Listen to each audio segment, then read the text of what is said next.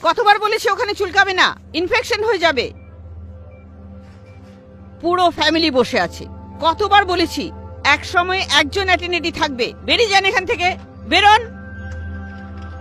শুনেই না, রুগী বিশ্রাম কখন করবে?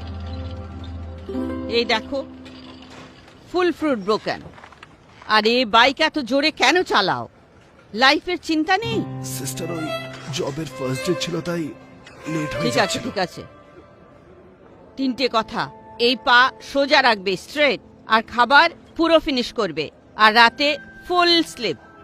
বুঝতে পেরেছো? আগে ইনি নার্স নাকি জেলার? সিস্টার মার্থা হলেন এখানকার হেড নার্স আর খুবই সুইট ম্যাম। খুব সুইট। ফোন ইউজ করবে না। এই পা চুলকাবে না, পুরোটা শেষ করতে হবে।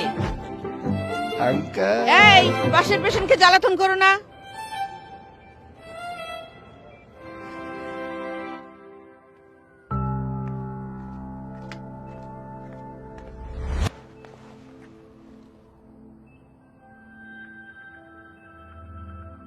মাম্মিকে ফোন করে ডেকে নিচ্ছ না কেন? কাল ডেকে নাও।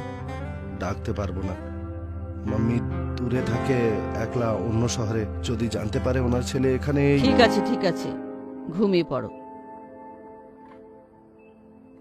ছোটবেলায় যখন অসুস্থ হতাম আমি, মা নিজের হাতে স্পেশাল খিচুড়ি তৈরি করে খাওয়াতো। মায়ের হাতের সেই খিচুড়ি ওষুধের কাজ করতো। আচ্ছা ঠিক আছে, এখন ঘুমিয়ে পড়ো।